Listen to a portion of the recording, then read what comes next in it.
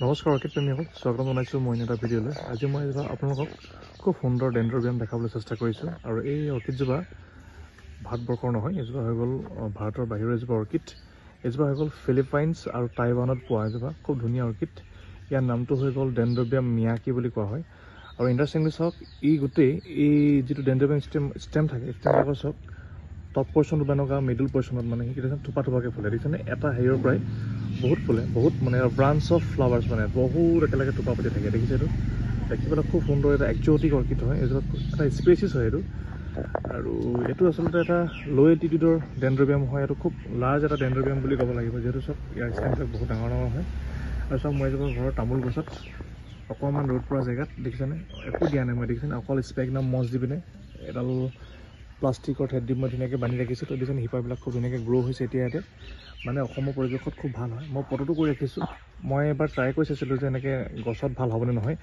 যিটো অসমৰ পৰিৱেশ আৰু টাইৱান বা ফিলিপাইনছৰ পৰিৱেশটো প্ৰায় একেই, হট গ্ৰ'য়িং কাণ্ট্ৰি হয় এইবিলাক। তো মোৰ বোধেৰে কি হয়, এই অৰ্কিডবিলাক অসমৰ পৰিৱেশত খুব ভাল হ'ব। আৰু মই ট্ৰাই কৰি চাইছোঁ যাতে বাহিৰৰ একজটিক অৰ্কিডবিলাক অকণমান আমাৰ নিজৰ ঘৰুৱা পৰিৱেশতো কৰিব পাৰি নেকি, সেইটো মোৰ উদ্দেশ্য আচলতে। আৰু ইহঁতক আচলতে কি ক'লে, নেচাৰেলি ৰাখিলে খুব ভাল হয়, যিহেতু নেচাৰেল পৰিৱেশত অৰ্কিডবিলাকে খুব ভালকৈ গ্ৰ' হ'বলৈ সুবিধা পায়, যিহেতু নেচাৰেলি যিখিনি লাগে গোটেইখিনি পোৱা যায়।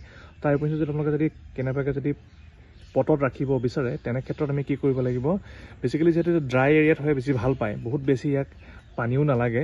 আৰু সেইটো কাৰণে কি কৰিব লাগিব, আমি ব্ৰিক্স আৰু চাৰ্কল ইউজ কৰিব পাৰি, নহ'লে আমি পিউমিকেশ্যন ইউজ কৰিব পাৰোঁ।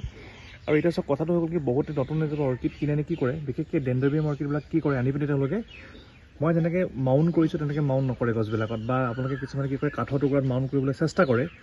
তেতিয়া কি কৰিব লাগিব, আমি সেই তেনেকুৱা অৱস্থাত কি কৰিব লাগিব চাওক, আমি প্ৰথমতে তাৰ যিবিলাক পুৰণি বাঞ্চ থাকে, যিবিলাক একেবাৰে শুকাই যোৱা, সেইখিনি আমি কাটি দিব লাগিব। কাটি দিয়াৰ পাছত আমি ধুনীয়াকৈ শিপাবিলাক আমি চাফা কৰিব লাগিব। চাফা কৰাৰ পিছত অলপমান স্পেগনাম মছ দি পিনে তাক ধুনীয়াকৈ, একো চাওক গোবৰ চোবৰকো দিব নালাগে, শিপাবিলাক যাতে ফ্ৰী এয়াৰত থাকে ধুনীয়াকৈ তাক বান্ধি দিব লাগে। আৰু এনেকৈ কিছুদিন যোৱাৰ পিছত আমি কি কৰিলোঁ, তাক পানী দিব লাগিব। যদি ড্ৰাই, আপুনি যদি ধৰি লওক খৰালি যদি বান্ধে, বা যদি আমি বাৰিষা কালত যদি বান্ধে, পানী চানী বেছি দিব দৰকাৰো নাই।